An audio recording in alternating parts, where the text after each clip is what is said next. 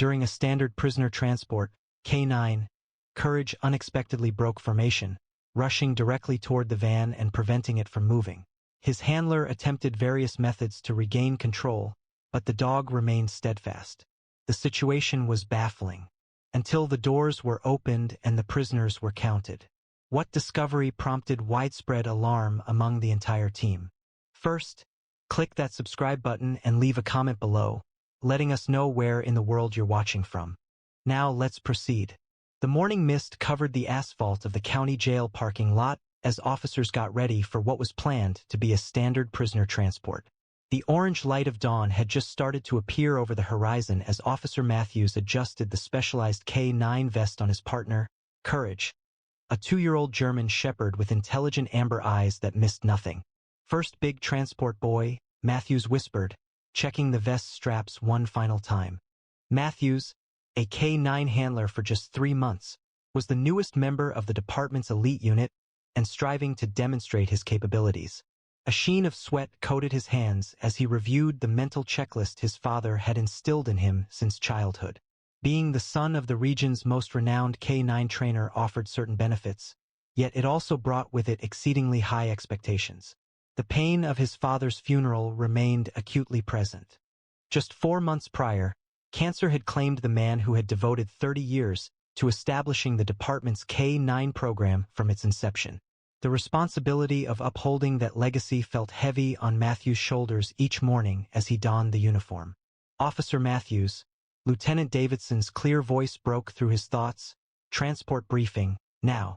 Lieutenant Davidson was a 20-year veteran known for managing operations with military precision.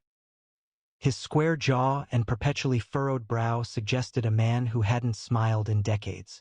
The lieutenant openly expressed his doubts regarding Matthews' quick assignment to the K9 unit, a position many suspected he obtained through his father's connections, not through merit. "The transport today involves 8 high-risk inmates," Davidson announced to the assembled team, his voice carrying across the parking lot. 3 violent offenders, 2 former gang leaders, and 3 flight risks.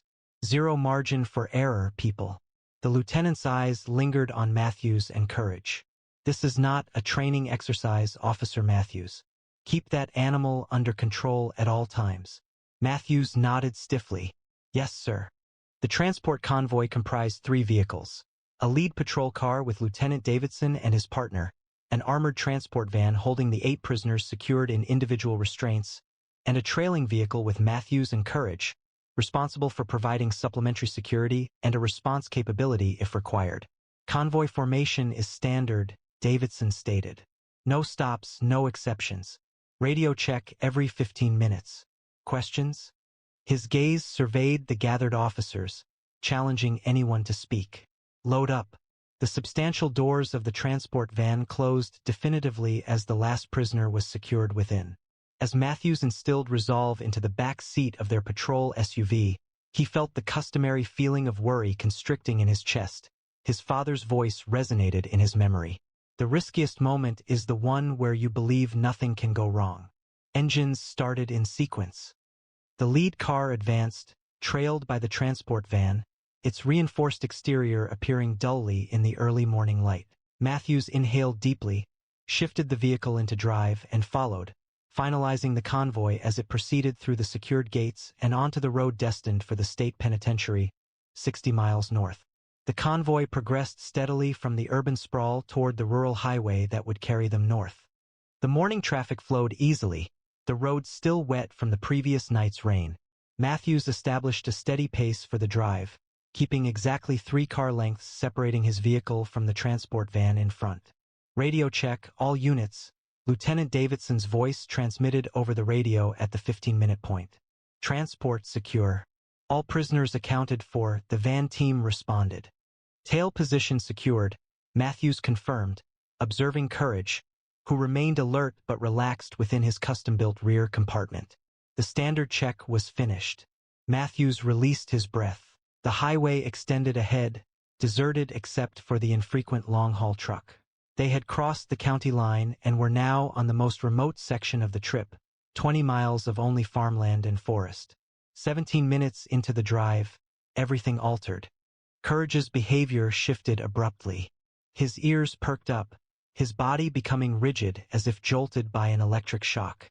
Matthews observed this change in his rearview mirror immediately prior to the initial bark. The sound was sharp and urgent, unlike the dog's usual alert. Courage. Quiet, Matthews instructed, a note of confusion entering his voice. There were no vehicles nearby, and no apparent dangers visible. The dog disregarded him entirely, a behavior he had never witnessed during operations. The barking grew louder, with bravery now evident within his compartment. As he moved towards the front of their vehicle, his gaze fixed on the transport van ahead. The radio transmitted a burst of static. Tail position. What's happening back there? Lieutenant Davidson asked, his annoyance clear. Sir, my K9 is indicating something. I'm trying to assess. Control your animal, Officer Matthews, Davidson interrupted. That noise is unprofessional and disruptive. Yes, sir. Working on it. A flush crept up Matthews' cheeks. His courage seemed to ebb. His voice dropped to a quiet tone. The dog reacted by barking with increased urgency, pressing his weight against the compartment's barrier, still fixated on the transport van. Matthews, I swear to God if you can't silence that mutt. Davidson's warning was unmistakable. From the transport van radio, Matthews could hear the prisoners starting to respond to the disturbance, their voices growing louder. What's with the dog? One of the guards inquired. Davidson retorted sharply, Officer Matthews can't control his pet. Maintain course and speed. Matthews felt sweat form on his forehead as he considered his choices. All training guidelines emphasized maintaining convoy integrity. Halting now, in this exposed location, simply due to a canine's inexplicable actions, would disregard every procedure outlined in the manual. Perhaps he needs a bathroom break, another officer suggested via radio with a chuckle. Or he saw a squirrel, someone else added. Matthews sensed the scrutiny from his colleagues, picturing their dismissive gestures. Matthews's barks now carried a frantic edge he hadn't encountered previously, not during training, not during building searches, and not even during the single live pursuit they experienced last month. His father's words echoed in his thoughts, spoken from a hospital bed just days before his passing. A dog doesn't need to understand the danger to know it's there. When your partner shares a concern, you listen. Even when others question your judgment. Courage was now rapidly dividing his focus between Matthews and the van, as if pleading with his human partner to comprehend. The dog's actions weren't due to random energy or inadequate training. This was something different altogether. Last warning, Matthews, Davidson's voice was cold as ice. Control. Your dog. Despite the increasing stress, Matthews couldn't dismiss the certainty developing in his gut. A change in Courage's demeanor was apparent. It was more focused and more pressing than Matthews had ever observed during their time together. His father had consistently stated that the distinction between a proficient handler and an exceptional one lay in understanding when to defer to the dog's instincts rather than adhering strictly to procedure. Matthews observed Courage's insistent efforts to convey a message, their eyes connecting briefly in the mirror. In that instant, he recognized that this wasn't a matter of flawed training or unpredictable animal behavior. This was Courage attempting to avert a loss of life. Matthew's hand instinctively moved to the brake pedal even before his mind fully registered the action. He forcefully pressed down, causing the tires to screech against the damp asphalt as the SUV abruptly stopped. Through the windshield, he observed the gap between his vehicle and the transport van widening. All units, tail position has stopped. Repeat, tail position has stopped. The Vanguard's voice sounded urgently over the radio. Matthews reached for the radio. Halt. Convoy. A disturbance is alerting personnel to the transport van. Something's amiss. Ahead, brake lights appeared as the transport van and lead vehicle reacted to the disruption, moving onto the shoulder with more control than Matthews had achieved. His heart pounded in his chest as dust and road debris settled around his now stopped vehicle. The radio blared with Lieutenant Davidson's anger. Matthews, what in the world do you think you're doing? Return to your position immediately. Sir, I request an immediate inspection of the transport van. My K9 is alerting to something specific. You've stopped a high-security convoy on an open highway because your dog is barking? Davidson's voice dropped to a dangerous quiet. Resume position now. Through the settling dust cloud, Matthews saw the lieutenant's car door fling open.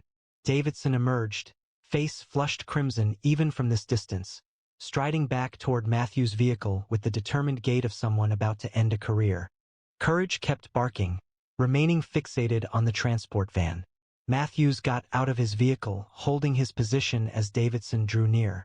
The lieutenant's eyes were tight with contained anger, his hand deliberately positioned on his service weapon. Sir Matthews, Davidson's voice was sharp and precise. You have precisely 5 seconds to clarify why you've jeopardized this entire operation before I arrest you for insubordination. Matthews straightened his spine, striving to keep his voice even. Sir, Courage is trained to identify threats. He's alerting specifically to that transport van in a manner I've never observed before. Davidson's sarcasm sliced through the morning air. You've been a K9 handler for, 12 weeks? And suddenly you're the authority on K9 behavior? My father mentored me throughout my life, sir, Matthews replied, surprised by the firmness in his tone, and he always maintained that when a dog like Courage exhibits behavior like this, it indicates a serious issue. Your father is deceased, Officer Davidson stated firmly, and your career is poised to follow suit if you do not return to that vehicle. The harsh words impacted Matthews with the force of a physical assault, but instead of yielding, his determination solidified. Sir, what potential danger exists in conducting a preliminary investigation? Should I be incorrect, I will submit my resignation immediately. Oh, you'll be doing that regardless, Davidson retorted. From the transport van, a guard called out, Lieutenant, what's the situation? Davidson turned away from Matthews, shouting back, nothing, just an inexperienced handler who can't control his animal. Matthews seized the lieutenant's brief lapse in attention to open his rear door. Immediately, Courage dashed toward the transport van, his barking intensifying. Courage, heel. Matthews called, but the dog was focused on the task, positioning himself directly in front of the transport van's rear doors, his body tense and watchful. Several other officers had now left their vehicles, observing the situation with reactions varying from embarrassment to curiosity. The transport guards stood nervously by the van, hands on their weapons, unsure of what to do. Get that dog away from my transport, Davidson ordered, moving toward Matthews again. You've just thrown away your career. Do you understand that?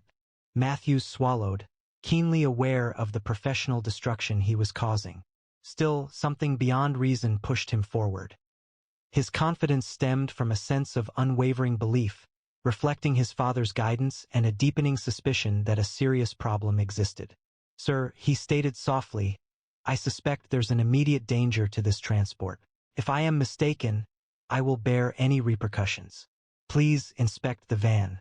Davidson observed him intently, his jaw clenching with restrained anger.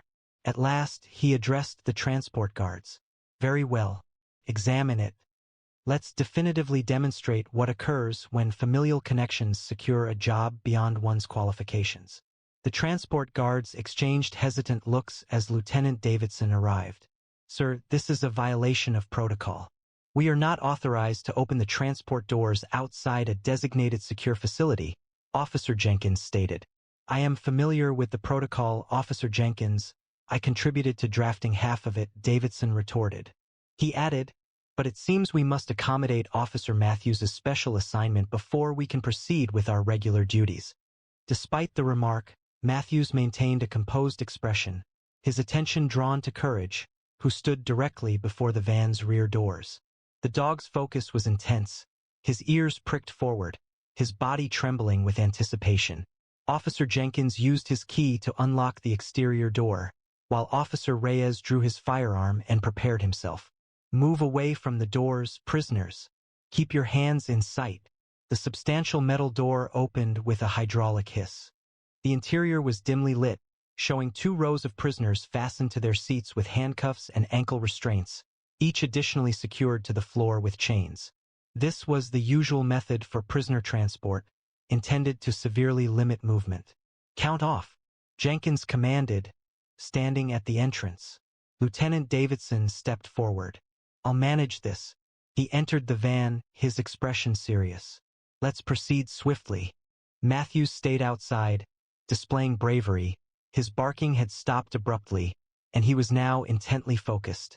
The dog's gaze followed something within the van, his posture changing from alertness to a targeting stance, the way he positioned himself when concentrating on a particular danger. Inside, Davidson started the prisoner count, proceeding carefully down the central aisle. 1. Here, answered the first prisoner, a man with extensive tattoos who raised his handcuffed hands. 2. A fellow inmate responded with a gesture, lifting his hands. The head count proceeded smoothly until Davidson arrived at the sixth prisoner, positioned toward the back of the van where darkness prevailed. The light fixture above had failed, making that section notably dark. 6. Davidson announced. Here and accounted for, came a steady reply from the shadows. The prisoner moved a little, the restraints on his ankles rattling against the metallic floor. Matthews observed a sudden shift in Courage's demeanor. The dog's muscles tightened, a low growl substituting for his previous barks.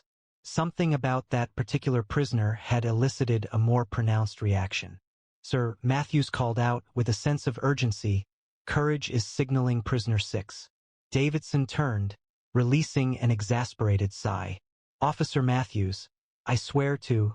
His words were interrupted as his gaze fell upon something unexpected. The lieutenant moved closer, inspecting the restraints on prisoner 6. Davidson stated, his voice suddenly professional, your cuffs are loose. How did that happen, inmate? The prisoner, a muscular man with close-cropped hair and cold, calculating eyes, smiled slowly. Just got lucky, I guess. Matthews witnessed the event unfold in slow motion. As Davidson reached for his radio to report the security breach, the prisoner's posture shifted with snake-like speed. His seemingly stable hands lunged forward, one seizing Davidson's firearm, while the other encircled the lieutenant's neck. Remain still, the prisoner yelled, pulling Davidson rearward within the restricted space of the transport van. Retreat from the doorway, or the lieutenant will be harmed. The remaining prisoners commenced shouting, a few expressing approval, others reacting with shock. Officers Jenkins and Reyes quickly drew their weapons, but the confined space and Davidson's position as a human shield prevented any shots. Donner, stand down, Jenkins yelled, identifying the prisoner. Matthews's training engaged instantly. He created space, drawing people away from the van doors, while evaluating the swiftly worsening situation. He frantically tried to remember everything about prisoner 6, Ray Donner, a former military member serving multiple life sentences for armed robbery and murder. Donner was a 3-time escape artist who had previously killed 2 guards during a transport. I want every officer to back up 20 feet from this van, Donner announced, pressing the barrel of Davidson's service weapon against the lieutenant's temple. Do it now, or watch your boss die on dashcam. The other officers started to fall back steadily, their weapons still raised. Matthews moved alongside them, clinging to his resolve, his thoughts quickly analyzing possible strategies, Davidson's gaze meeting Matthews.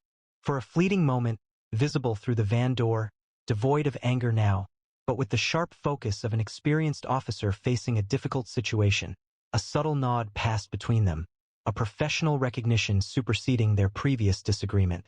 The highway had become a tactical nightmare rather than a typical transport route. Officers sought cover behind vehicles while keeping their weapons trained on the transport van. Inside, Ray Donner had positioned Lieutenant Davidson in the van's open doorway, utilizing him as both a shield and a bargaining chip. Here's how this works, Donner announced, his voice projecting the calm confidence of someone who had anticipated the situation. I want the keys to the lead car. A straightforward escape was achieved, and there was no sign of pursuit for 30 minutes. Officer Jenkins had assumed tactical command, directing the response team's positions through quiet radio communications.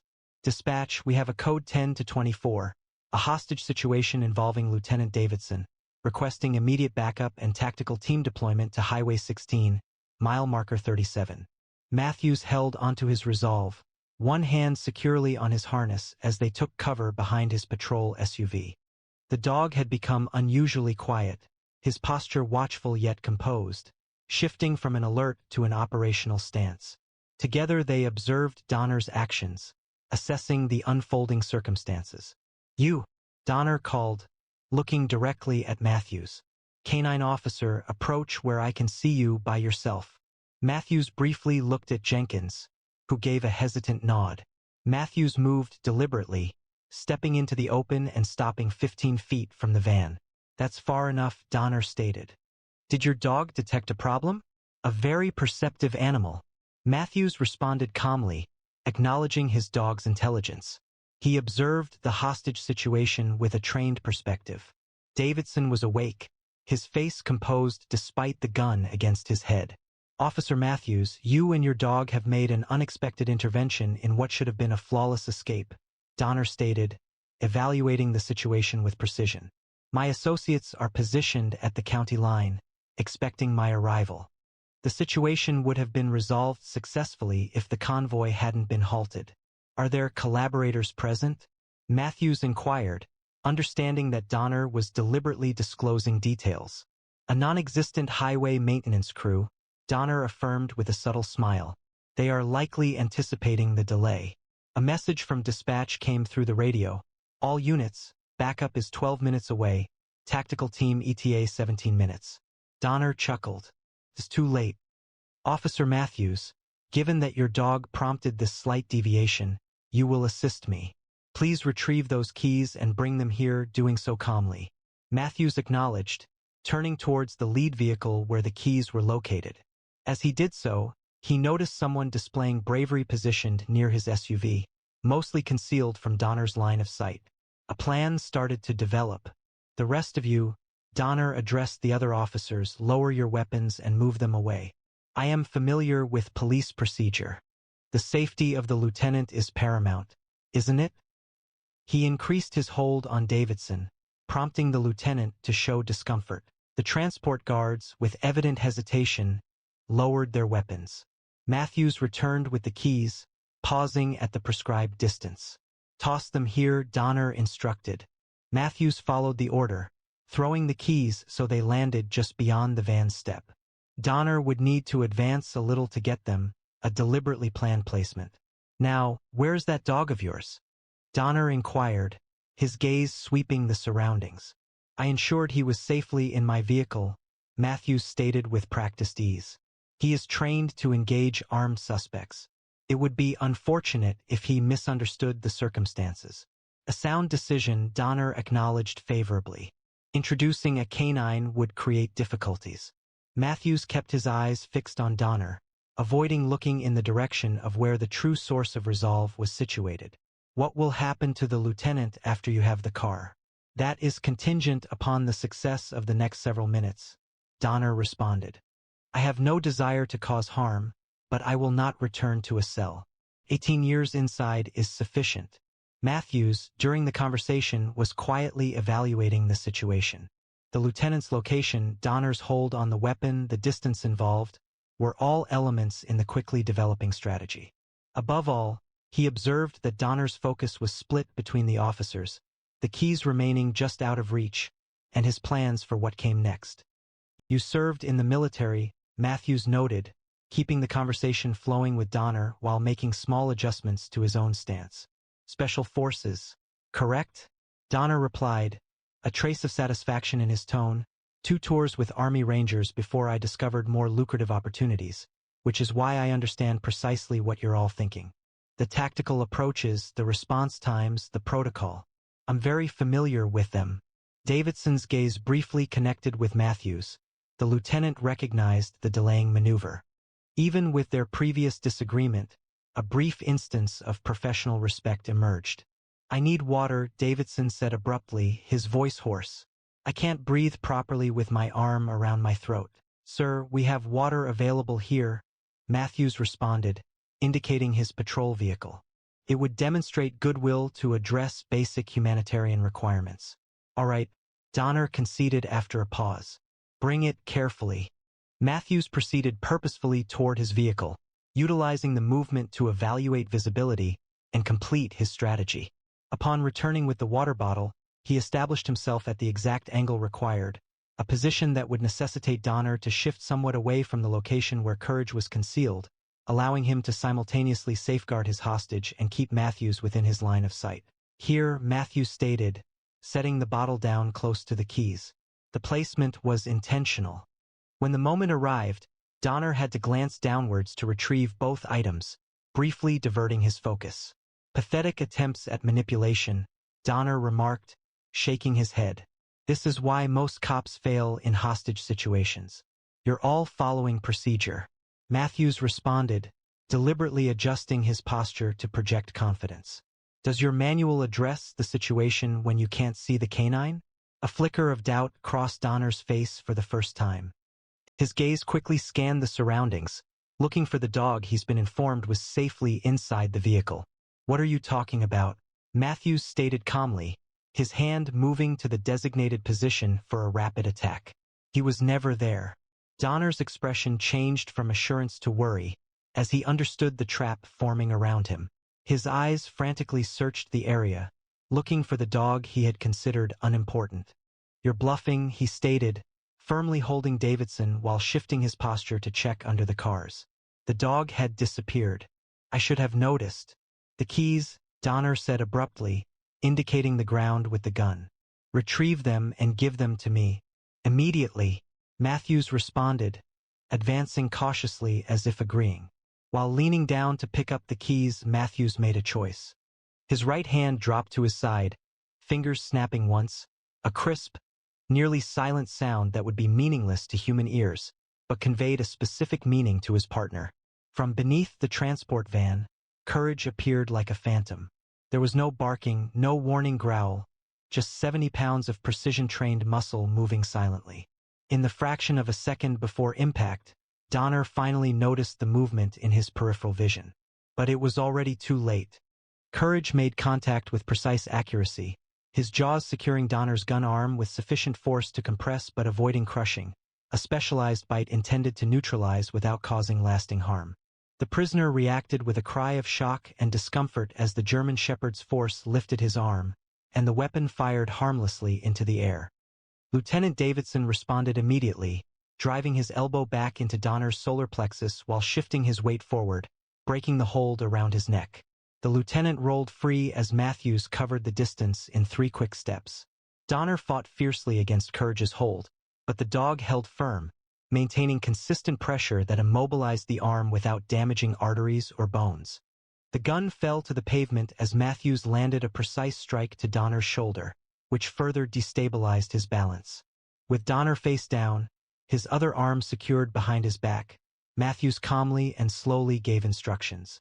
Upon Donner's compliance, Matthews issued the release command, Courage, out. The German Shepherd immediately loosened his hold, retreating 3 steps while remaining focused on the prisoner, prepared to reactivate his restraint if needed. Matthews moved quickly, fastening reinforced restraints around Donner's wrists, with 2 other officers providing protection. Secure, Matthews declared once the cuffs were double-locked. The team proceeded with coordinated precision, fully restraining Donner with additional restraints while addressing his injured arm. Blood marked his sleeve where Courage's teeth had broken the skin, but the wound was stabilized, precisely as the dog had been trained to act. Lieutenant Davidson came forward, feeling the pressure where Donner's arm had squeezed his neck. He paused to watch the prisoner being restrained, then looked at Matthews with an expression the younger officer found difficult to interpret. Search him completely, Davidson instructed the team. He likely has tools to break free from the initial bonds. Ensure there are no other hidden items. Officer Jenkins carried out the search, finally discovering a small metal tool inside Donner's boot. Found it, he announced. The object appeared to be a modified lockpick, Davidson noted. He suggested checking the other prisoners, as this could have been a coordinated effort. As the team secured the area, Matthews examined Courage for any injuries resulting from the apprehension. The German Shepherd remained calm, his task finished, anticipating the next order with unwavering concentration. Good boy, Matthews murmured, briefly connecting with his partner. The operation was flawlessly executed. Courage offered a short tail wag, the sole deviation from his composed bearing. Davidson came forward, his previous frustration now something Matthews couldn't readily define. Your dog performed well, the lieutenant stated directly. Clean takedown. Thank you, sir, Matthews responded, rising to address his superior. Dispatch reports they've apprehended 2 suspects in a fraudulent maintenance vehicle at the county line, Davidson added. As it turned out, Donner's associates were positioned precisely as he indicated. Davidson observed the unfolding events and remarked that, without the dog's timely warning, the situation could have transpired quite differently. Donner would have connected with his associates, and the consequences remained unstated. The convoy continued its journey 40 minutes later, bolstered by extra security vehicles and a tactical team escort. Inside the lead car, Lieutenant Davidson insisted Matthews and Courage ride with him, assigning another officer to drive Matthews's vehicle. For the initial miles, the 3 journeyed in silence, the morning's occurrences weighing on them. You jeopardized your career today, Davidson finally stated, his gaze fixed on the road ahead, halting the convoy and defying a superior officer, potentially creating a security breach, all predicated on your dog's actions. Matthews braced himself, anticipating the disciplinary lecture. Yes, sir. He stated, in 22 years with this department, I've observed officers making decisions based on hunches, evidence, and experience, but never exclusively due to a canine's unexplainable alert. Davidson briefly looked in the rearview mirror, observing Courage, who remained alert in the back seat. Most handlers would have disregarded their dog's actions, particularly with a superior officer requesting it. Matthews replied that his father always said questioning a dog's instincts in a critical moment could be the difference between life and death. I couldn't ignore what Courage was telling me, he added. Davidson nodded slowly. Your father was one of the most stubborn men I ever worked with. He drove me crazy with his unorthodox training methods and constant challenges to standard protocol. A hint of something like respect softened his voice, but his canines had the highest success rate in the state. I never understood how. Matthews explained that he believed in building true partnerships, not just handler-dog relationships. He said most departments train dogs to be tools, but they should be trained as thinking team members. Today proved his point, Davidson conceded, rubbing his neck where Donner's arm had compressed his throat. If you and Courage hadn't been there, this transport would have unfolded very differently. People would have died, myself included, most likely. A week had passed, and Matthews stood at attention within the department's briefing room.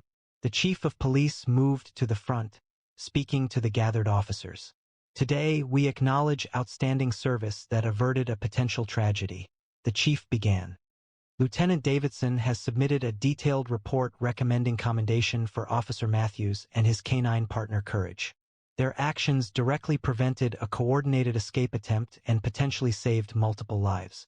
Lieutenant Davidson approached, holding a department commendation pin.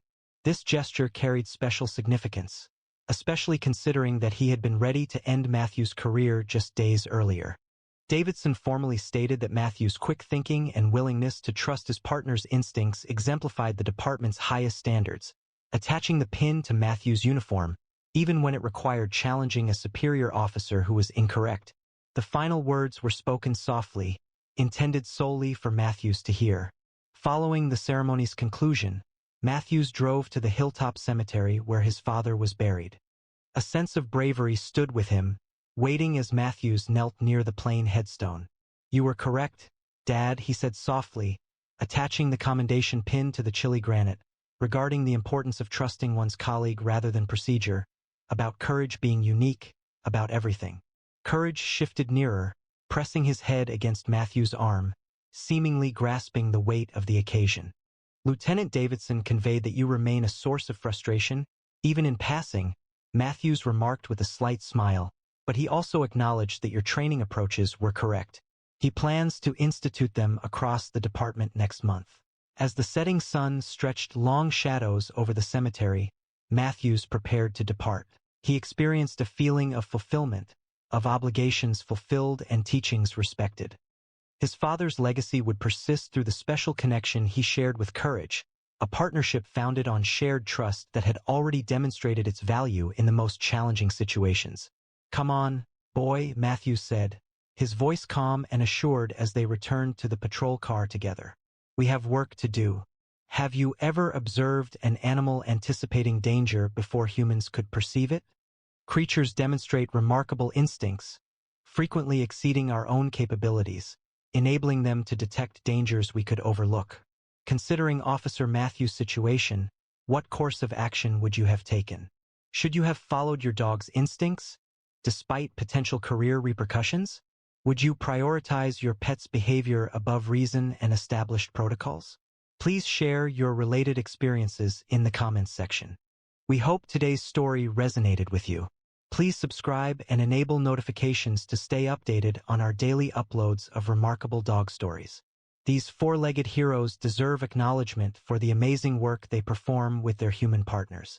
Share this video with the dog enthusiasts in your life who appreciate that animals sometimes possess greater understanding than humans do. You're currently watching our previous stories about amazing canine heroes, including our well-known video about the search dog who located a missing child in a blizzard when all human efforts had failed. We'll see you tomorrow, same time, with another brand new video. A thief believed he had chosen an ideal location at an ATM, a minor oversight. A woman had a dog with her. He didn't think it was a significant issue. He's committed this crime before. What he wasn't aware of, that wasn't just any dog. It was a trained canine German Shepherd. And the subsequent events left him pleading for assistance. Before we share today's story, please leave a comment below indicating where in the world you are watching from.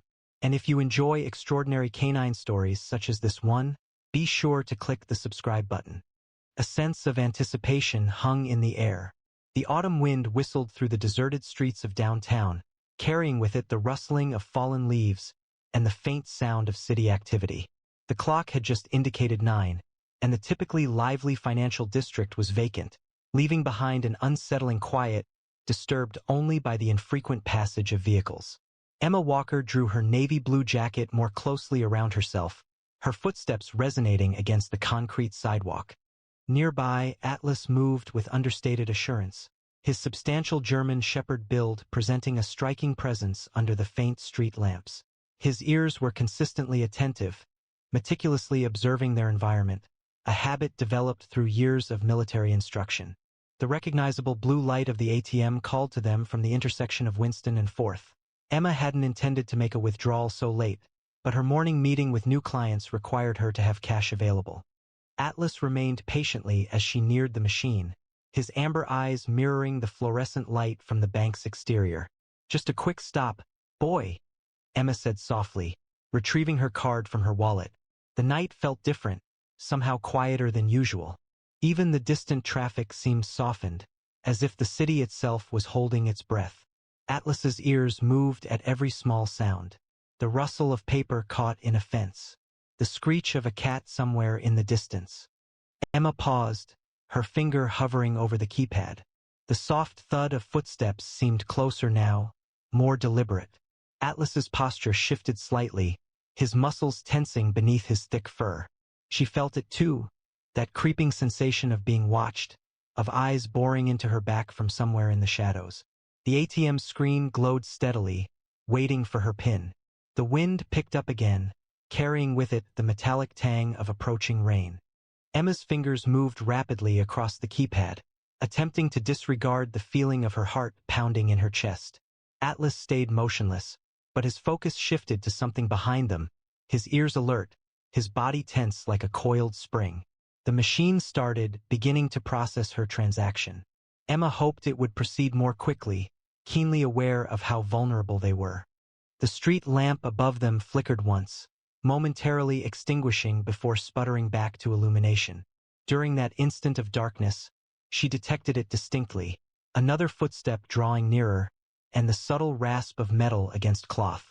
Atlas emitted a low vibration so muted it was barely noticeable. It wasn't his customary warning bark, nor even a growl. This was unlike anything she's heard from him. A sound Emma had only experienced him produce once previously, during their previous training session together. A distinct noise escaped him, a sign he perceived genuine peril. The ATM emitted a beep, releasing her money with precise mechanical action. Emma's hands shook a little as she took the bills, her breath appearing in the chilly night air. She felt Atlas's apprehension emanating from beside her, his training clashing with his innate desire to move, to act, to safeguard. It was then that she detected it. The distinctive sound of a blade being drawn, followed by the thud of heavy footsteps on concrete. Atlas's muscles tensed, poised to act, but before either of them could respond, a harsh voice pierced the night air, hinting at impending violence. "Don't move. Don't even think about it." The voice emerged from the shadows, carrying the confident power of someone experienced in such situations. It lacked the shaky nervousness of a novice. This carried the distinct feel of a seasoned encounter. Emma felt a chill as she became aware of someone behind her. Dangerously close. Unacceptably close. "Give me the money. Now." The money in Emma's grasp suddenly felt heavy. Her past military training resurfaced. Evaluate the circumstances, recognize potential dangers, determine possible courses of action. But each potential solution that crossed her thoughts vanished swiftly. Escape. He was too near. Confront him. The danger was too great. Atlas hadn't moved a muscle beside her, but she perceived the shift in his posture. His body had become tense, with each muscle coiled, ready to act. His eyes, those keen amber orbs, were focused on something behind her, analyzing and evaluating, just as he'd been trained to do in Afghanistan. "I said now." Impatience broke through the man's restrained demeanor, a risky sharpness that signaled violence barely contained. Emma turned, her movements slow and precise, mirroring the techniques she's instructed numerous handlers to use in dangerous situations. The man's stature was immediately apparent. He was significantly taller than her, and his dark clothing seemed chosen to disappear into the shadows. However, her attention was drawn to the knife.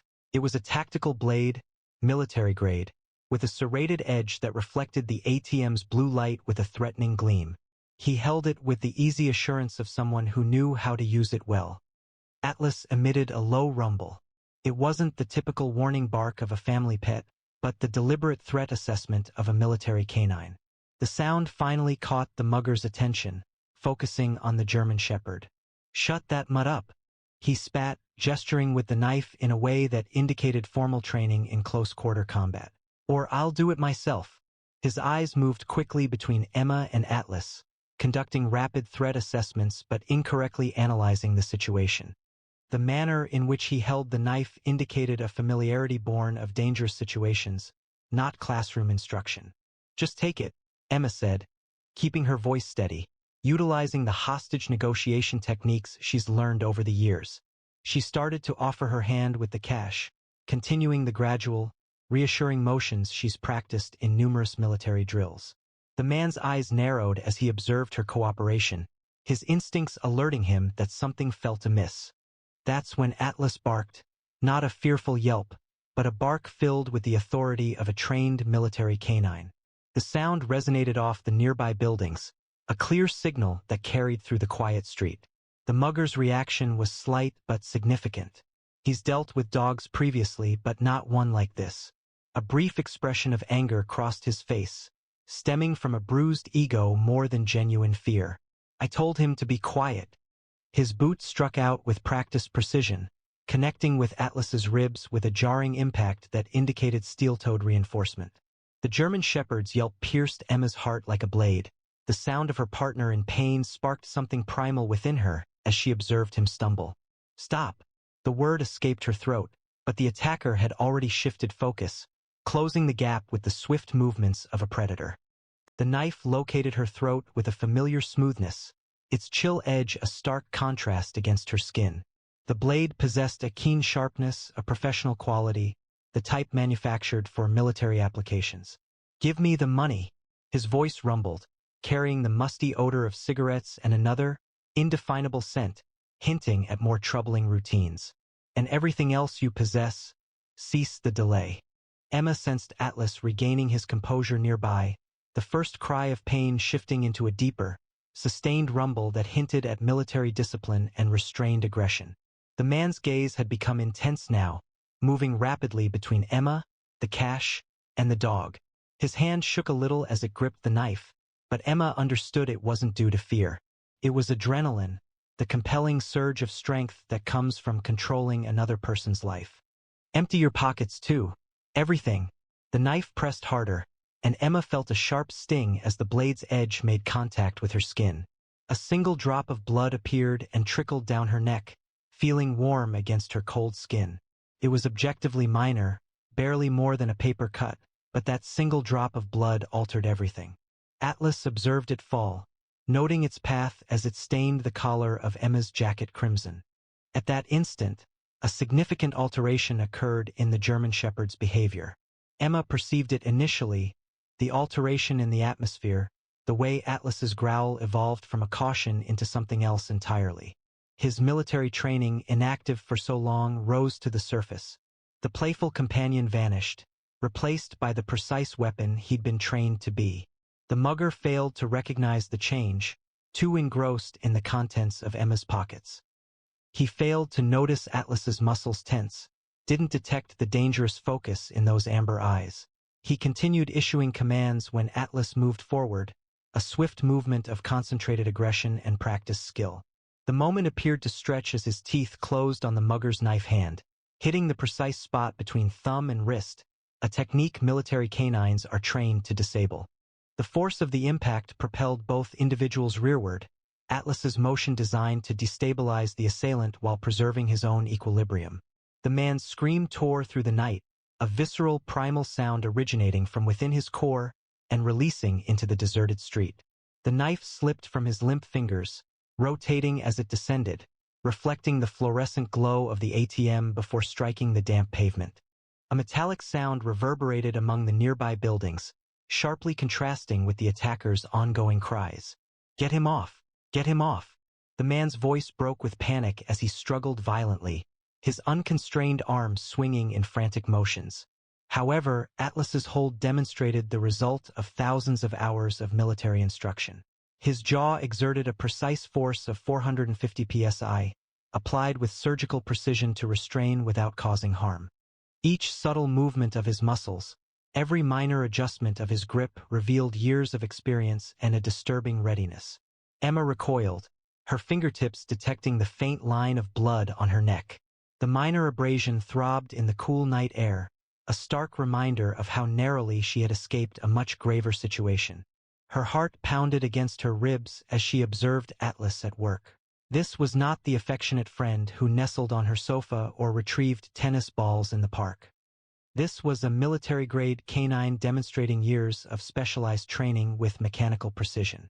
"I'll kill you." The mugger's free hand swung wildly, attempting to connect with Atlas's head. But the German Shepherd moved like liquid shadow, evading each desperate strike while maintaining that iron grip. His training was evident in every action, from how he shielded his vulnerable eyes, to how he adjusted his posture for maximum control, and how he leveraged the man's own force.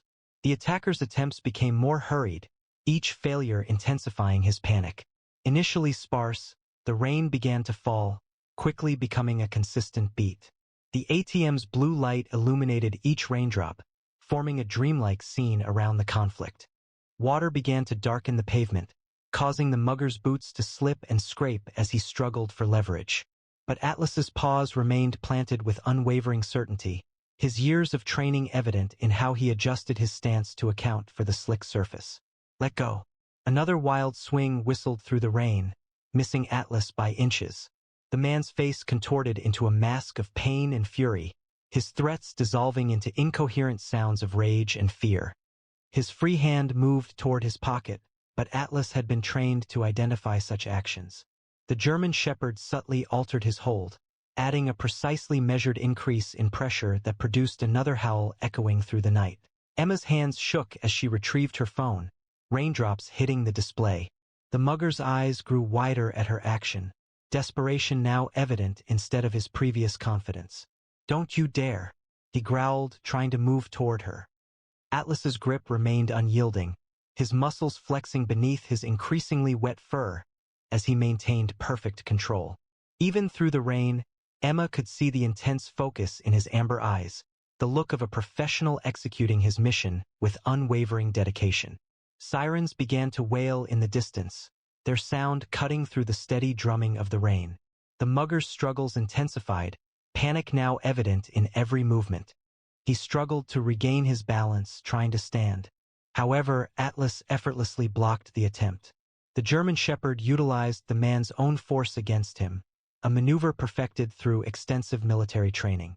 They were returned to the damp pavement, the mugger prone on the ground, Atlas holding him firmly while subtly shifting his position to adapt to the altered situation. "He's going to tear my hand off," the man exclaimed. His earlier aggression vanished, now expressing palpable fear. Emma observed the deliberate composure in Atlas's stance. It wasn't the uncontrolled aggression of an angered animal. Instead, it was the careful regulation of a professionally trained military canine. Each action was intentional, each modification of force accurately assessed. Atlas possessed the capability to inflict significant injury if he selected to, but that wasn't within his training. Regulation, not injury, was consistently the goal. The rain intensified now, adhering Atlas's fur to his robust physique. Streams of water trickled down the mugger's face, mingling with sweat and the tears that had started to fall. His efforts were diminishing, the fight leaving him as the truth became clear. The knife rested abandoned in a spreading pool, its danger lessened by a power its owner had tragically misjudged. "Please," he cried out, his voice faint against the rain and the sound of approaching sirens. "I'm finished. I'm finished. Release him." But Atlas's amber eyes stayed fixed on his objective, his grip firm. His time in the military had instilled in him the ability to remain composed until formally released, and that discipline was evident in his demeanor. His ears remained attentive, monitoring the sound of approaching sirens, while his muscles stayed braced, prepared to respond to any final, frantic actions. The flashing red and blue lights appeared through the rain, reflecting on the damp ground and producing a vibrant array of emergency hues. The mugger ceased struggling, lying face down on the ground with his hands securely held in Atlas's grip. His chest rose and fell with labored breaths, each exhale a testament to his utter defeat. Emma observed as police cars arrived, their headlights piercing the rain. Officers dismounted, weapons drawn. "Police, remain still." The order sliced through the rain, distinct and forceful. 3 officers appeared through the rain, their tactical flashlights illuminating the area with bright white light. Emma raised her hands slowly, intentionally showing her empty palms. The movement caused a slight pain from the small cut on her neck, a reminder of how narrowly things had unfolded. "He's the one," she stated, her voice calm despite her rapid heartbeat. She indicated the subdued mugger with a careful motion. "My dog. He's trained." The former military canine reacted to his training, not displaying aggressive behavior. She maintained a professional tone, recognizing the vital importance of these initial moments for the safety of all involved. The officers advanced with tactical precision, their movements deliberate and synchronized. Their flashlight beams pierced the rain-filled air, revealing a scene that spoke volumes. A combat knife rested in a spreading puddle, its edge still reflecting the light, as the mugger lay secured on the damp pavement. Atlas, demonstrating remarkable composure, held him with practiced accuracy while rain flowed down his strong physique. He showed no reaction to the arriving officers, nor did he increase his hold. His military background was evident in his posture. "Ma'am, is this your dog?" As one officer moved closer to Emma, his colleagues continued to monitor the area, their hands positioned near their weapons but not deployed. His nameplate reflected the light, identifying him as Martinez, and his actions indicated extensive experience. Emma observed his approach from a strategic angle, mindful of her personal space and Atlas's possible response area. She subtly touched the faint mark on her neck, a reminder of where the knife had caused a cut. The rain had washed away the blood, but the memory remained vivid. Yes, this is Atlas. His background included service in AK-9 unit with 3 tours in Afghanistan, where he specialized in suspect apprehension and handler protection. Officer Martinez observed Atlas with the experienced gaze of someone accustomed to working dogs. The German Shepherd's grip was precise, maintaining control without inflicting undue harm, his body aligned to impede any attempts at escape from the suspect. "I see that," Martinez stated, a genuine note of admiration in his voice. "That's not civilian training we're looking at. Never really leaves them, does it? That military precision." He keyed his radio, his voice calm and professional. "Dispatch, be advised, we've got a military K-9 on scene. Situation is contained. Subject is secured by the K-9. No additional units needed." Code 3. The mugger, his face pressed against the wet pavement, had abandoned all pretense of resistance. His voice emerged as a pleading whisper, a stark contrast to his previous threats. "Please just get this beast off me. I can't feel my hand anymore. Please." Martinez replied calmly, almost clinically. "You can feel it just fine. That's a military-trained bite hold. If you couldn't feel your hand, that would mean he wanted to cause actual damage. Trust me, if he wanted to hurt you, you'd be in an ambulance right now, not talking." He turned to Emma, maintaining a professional demeanor. "Ma'am, when you are prepared, you may give him the release command. We currently have sufficient officers present." Emma approached, her voice possessing the authority that Atlas was trained to acknowledge, even as her hands still shook. "Atlas, release." The instruction was barely finished when Atlas reacted, showcasing his excellent training. He released his grasp immediately, retreating precisely 2 steps. The established procedure for preserving tactical superiority while establishing a secure perimeter. His gaze remained fixed on the suspect, his posture still tense and prepared to react should the situation escalate. Each action was deliberate, restrained, and professional. 2 officers approached seamlessly, their handcuffs produced with practiced skill. As they restrained the mugger's hands behind his back, their flashlights illuminated the confirmation of Atlas's exacting command. There were no signs of injury. There were no serious lacerations, only deep impression marks that would result in significant bruising. This demonstrated a level of control honed by years of military training. Martinez picked up the knife with a gloved hand, inspecting it with a professional eye. It was a 7-inch tactical blade, featuring a serrated edge. He looked at the mugger, then at Atlas. "You are fortunate you realize that. Many dogs, even those with training, would have inflicted severe wounds when they observed their owner experiencing bleeding. This one, however." He indicated Atlas, who remained watchful beside Emma, poised for action. He understood his actions precisely. This wasn't merely training, it was military precision. The mugger faltered as officers escorted him to a waiting patrol car, his soaked clothing dripping onto the ground. A mix of fear and anger colored his voice as he yelled over his shoulder, "That dog's a weapon. Could have killed me. You all witnessed it. It's dangerous." Martinez's reply reflected considerable experience. "He did not harm you. Rather, he applied precisely the force necessary to prevent you from causing harm to another person. That is not a weapon, it's a professional." He addressed Emma, his deference clear. "We will require a complete statement from you, ma'am. And frankly, I'm very interested in learning more about your companion. We rarely observe this degree of restraint in non-military circumstances." Emma moved to kneel alongside Atlas, her fingers tracing the well-known patterns through his damp fur. His muscles remained taut, prepared for action, yet his eyes began to relax at her touch. The shift was captivating to observe. The sharp military focus slowly receded, akin to a meticulously sharpened blade being carefully returned to its sheath. 3 tours in Afghanistan, she mentioned, unable to suppress the pride in her tone despite the remaining adrenaline. He was trained in suspect apprehension and handler protection.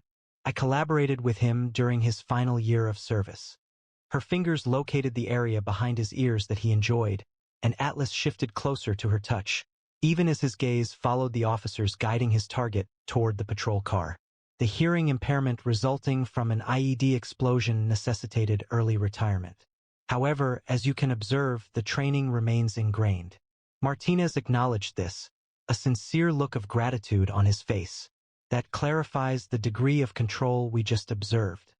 Even well-trained civilian dogs would likely have reacted aggressively after witnessing their owner threatened. He indicated the area where evidence markers were being positioned around the knife and blood droplets. This demonstrated a textbook military apprehension technique: minimum force, maximum control, the kind of precision achieved through thousands of hours of specialized training. He retrieved his notebook, its pages dampened by the rain. "Would you be willing to provide us with your complete statement?" This incident serves as an excellent illustration of appropriate force employed in civilian defense, a scenario that could be valuable for training exercises. The heavy rain had begun to ease, settling into a gentle drizzle that caught the light from newly arrived patrol cars, creating shifting patterns of red and blue on the wet streets. Officers were moving purposefully around the scene, photographing evidence, marking positions, and documenting how one mugger had learned the hard way about underestimating a retired military canine. Emma stroked Atlas's back, sensing the strong muscles that had benefited from his training. The disciplined soldier was fading now, giving way to her beloved companion, although she understood that this other facet of him would always remain, poised to surface immediately if necessary. Ready to deliver our statement, boy? She inquired gently. Atlas gazed up at her, his amber eyes bright and watchful, and then rose gracefully, water dripping from his coat in shimmering trails. Martinez guided them to his patrol car, where they could record their statements in a dry place. He mused, we could genuinely benefit from having a dog like him to showcase correct canine restraint methods at the academy. Those particular control skills are uncommon, particularly in retirement. The manner in which he sustained that hold while preventing significant harm is precisely what we aim to instruct our canine units. He accessed the car's rear door. Would you consider assisting us in demonstrating authentic professional restraint to our trainees? An hour later, Emma was seated in her living room, holding a warm cup of tea, observing Atlas as he rested on his bed close to the fireplace. He had completely dried off after they arrived home, but she still used a towel to dry him, carefully examining him for any injuries from the kick he'd received. There were no visible marks. He was as tough as always. The occurrences of the night replayed in her thoughts. The ATM, the knife, that single drop of blood that had activated Atlas's training. She touched her neck, where the minor cut had already ceased bleeding, practically just a scratch. The mugger's words replayed in her mind. That dog's a weapon, but he'd been mistaken. Atlas wasn't a weapon, he was a protector, trained to apply precisely the appropriate force, and nothing more. Officer Martinez's card was on her coffee table. He's been sufficiently impressed to propose that Atlas could assist in training new canine units, demonstrating what true control resembled. Most dogs either fail to engage or escalate the situation, he had clarified. What your dog did tonight, that's the ideal example. Impeccable restraint, impeccable control. Atlas's ears twitched at a sound from outside, but his body stayed loose. The military sharpness he had shown previously had completely faded, yielding to the calm presence she knew so well. Still, Emma recognized more deeply than ever that both aspects of him were genuinely present, equally significant. The training hadn't made him perilous, it had made him dependable. Her phone vibrated with a text from her sister. Just saw the police report. Are you okay? Emma smiled, quickly typing back, we're fine, Atlas handled it. She anticipated a wave of questions tomorrow, but for now, she simply wanted to sit with her guardian, her friend. Come here, boy, she called softly. Atlas rose immediately, padding over to settle beside her chair. She ran her fingers through his fur, still slightly damp from the rain. You're still the same good boy you've always been, she murmured, just with some extra skills we hope we never need. Atlas gazed at her, his intelligent amber eyes reflecting the unwavering dedication Emma had always recognized, the ability to transition swiftly from playful friend to resolute guardian based on her needs. The mugger had perceived only the focus of his training, but Emma understood the complete picture. She saw the kind spirit who enjoyed belly rubs, and the skilled professional capable of neutralizing an armed assailant with precise technique. A distant siren echoed somewhere in the city, and Atlas's ears twitched toward the sound, but his eyes remained fixed on Emma, clear and alert, prepared as always for whatever might occur. She smiled, scratching that spot behind his ears that he loved. I think we've experienced enough excitement for one night, haven't we? Tomorrow she knew she'd have to file more reports. Police inquiries, concerned calls from friends and family, and potential media attention regarding the military dog who thwarted an armed robbery were all possibilities.